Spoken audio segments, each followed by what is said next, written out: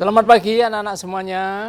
Anakku kelas 4, 5, dan 6. Ya, senang?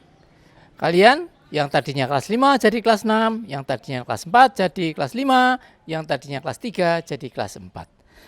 Dengan kamu menduduki kelas yang lebih tinggi, tentu kamu dituntut untuk belajar lebih lagi ya dari yang sudah-sudah. Baik, pada kesempatan ini masa MPLS ini apa itu? Masa perkenalan lingkungan sekolah ya. Kalian saya ajak untuk mengenal lingkungan dan nantinya mengenal sang pencipta kita. Siapa itu pencipta kita? Untuk itu mari kita tunduk kepala dan berdoa. Ayo sikap berdoa bagaimana? Bapa di surga, kami mohon berkat pimpinanmu untuk belajar firman Tuhan, mendengarkan sabdamu pada pagi hari ini di masa MPLS ini Tuhan. Berkati anak-anak kami semuanya, khususnya anak kelas 4, 5, dan 6. Supaya mereka boleh menjadi anak-anak Tuhan yang pintar, bijaksana, dan setia, taat, patuh kepada Tuhan dan kepada orang tua. Terima kasih Tuhan telah mendengar doa kami. Dalam nama Tuhan Yesus kami mohon berkat ini. Amin. Baik, pada saat ini saya akan membawakan satu judul tentang penciptaan. Nah, kalian ada di tempat ini ya, dengan teman-temanmu itu dulunya tidak ada. Kamu belum lahir dulu, lalu lahir, jadilah kamu. Demikian pula ayah dan ibu kita, dulunya tidak ada, lalu ada. Dan terus diurutkan sampai ke atas, akhirnya manusia yang pertama dibuat oleh Tuhan yaitu Adam, itu dicipta oleh Tuhan. Nah, tapi sekarang ini manusia banyak yang tidak percaya kepada Tuhan. Lalu mereka manusia ini keturunan dari monyet. Soalnya mirip dengan monyet. Ya, gitu ya. Cuma bedanya monyet punya ekor, kita enggak, karena itu berkembang. Namanya teori evolusi, ya. Dan teori evolusi ini diajarkan di sekolah-sekolah lain. Tapi di sekolah Advent tidak diajarkan karena itu tidak sesuai dengan Alkitab atau firman Tuhan. Nah, dari mana asal manusia? Nah, yaitu ada dua pandangan tadi. Kalau teori evolusi mengatakan manusia itu dari monyet, keturunan monyet, ya. Kalau penciptaan dicipta oleh Tuhan, ya. Tuhan waktu menciptakan langit dan bumi, pada hari yang ke-6 Tuhan mengambil tanah, dibuatlah manusia tapi belum hidup. Lalu ditiupkan nafas hidup di hidungnya, jadilah manusia. Jadi manusia itu hidup terdiri dari debu tanah ditambah nafas hidup menjadi manusia hidup. Nah, itu rumusnya ya, tolong dicatat, diingat-ingat ini. Nanti di pelajaran akan kami tanyakan seperti itu ya. Baik, yang selanjutnya anak-anak. Kita ada perbandingan. Ya. Teori evolusi ini katanya dunia ini makan waktu jutaan tahun. Ya. Dimulai dari bentuk yang sederhana, dari yang kecil menjadi besar menjadi akan jadi kera menjadi manusia. Tetapi Tuhan di dalam buku Kejadian pasal 1 ayat 26 dan 27 mengatakan bahwa Tuhanlah yang menciptakan manusia. Coba dibuka Alkitabmu. Membawa Alkitab semua ya. Ya. Tolong dibuka Kejadian pasal 1 ayat 26 dan 27. Ayo dibaca ya. Oke. Di situ dikatakan manusia itu dicipta oleh Allah, bukan berasal dari kera atau monyet, bukan ya.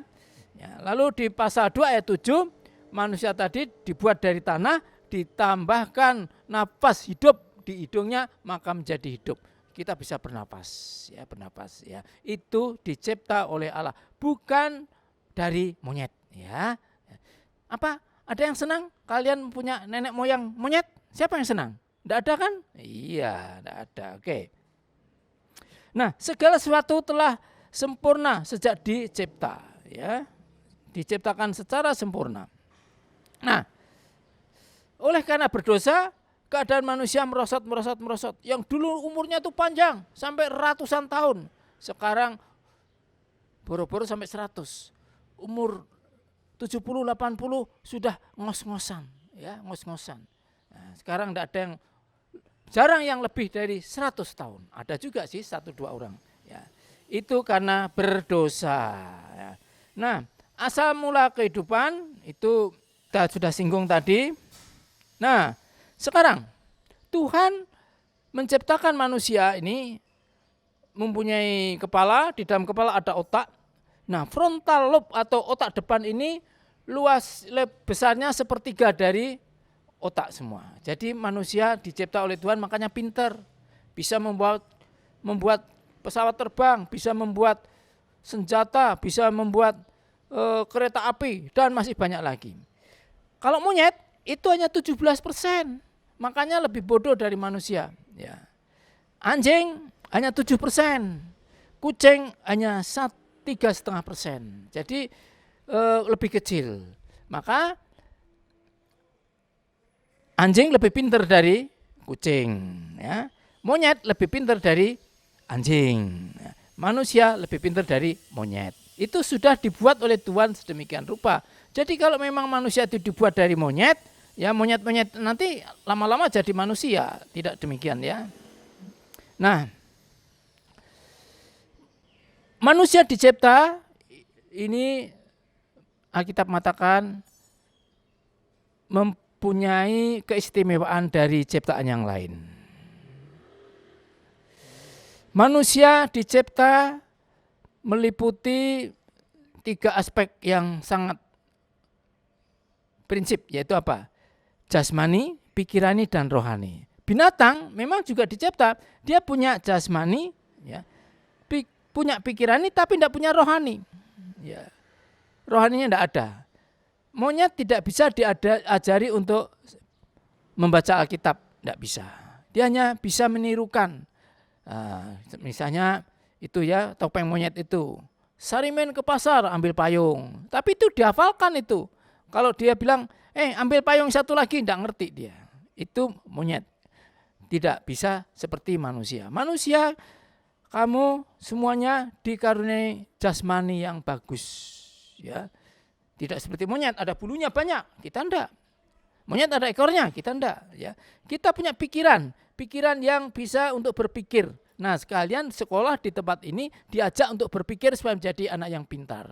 Ya, kalau binatang itu enggak bisa berpikir seperti manusia. Misalnya, kenapa di jalan sering terjadi ada ayam terlindas mobil, ayam terlindas sepeda motor atau kucing dan sebagainya? Karena begini. Misalnya mau menyeberang jalan ke sana, ayam ini. Kalau mukanya udah menghadap ke sana, ada kendaraan dari sana, dia harusnya balik. Tapi enggak, dia malah lurus. Karena mukanya ke sana, dia enggak bisa berpikir. Maka dilindas oleh kendaraan. Itulah sebabnya dia tidak bisa berpikir seperti manusia.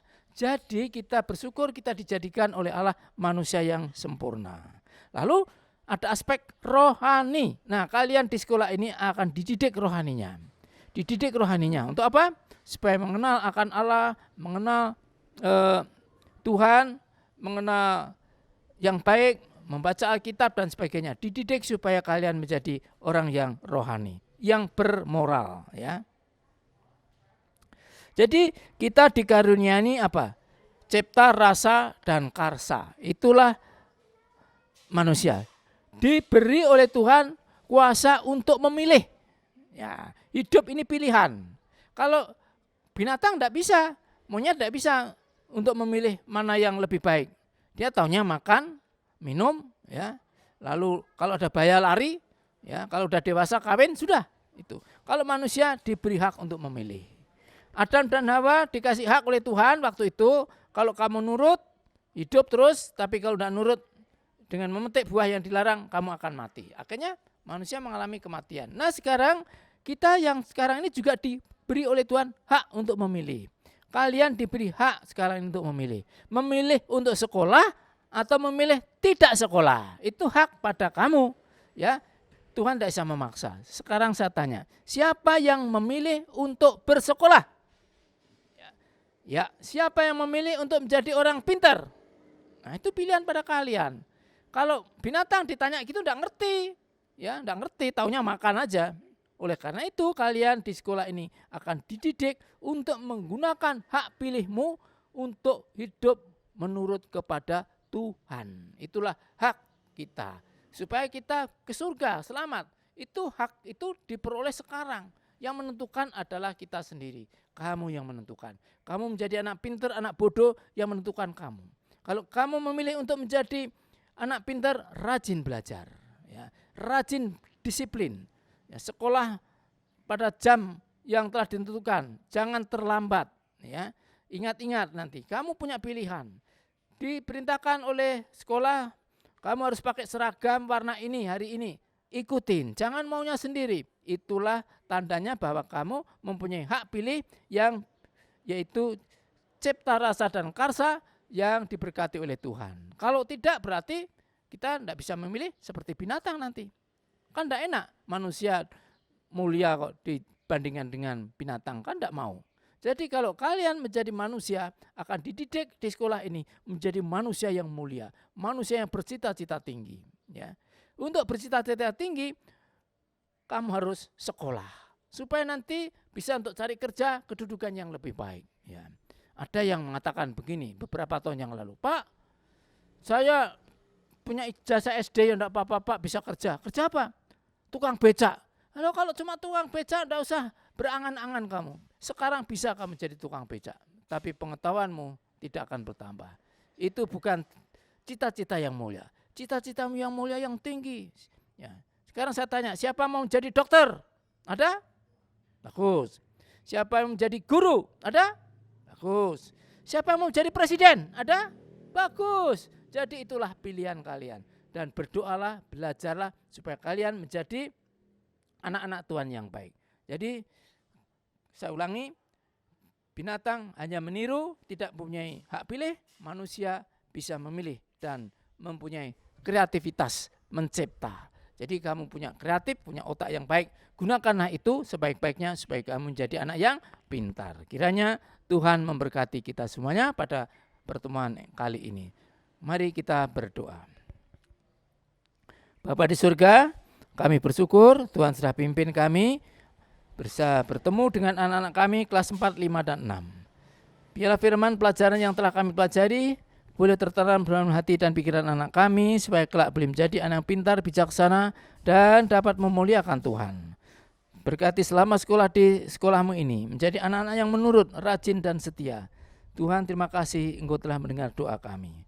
Semua ini kami mohon berkat Tuhan.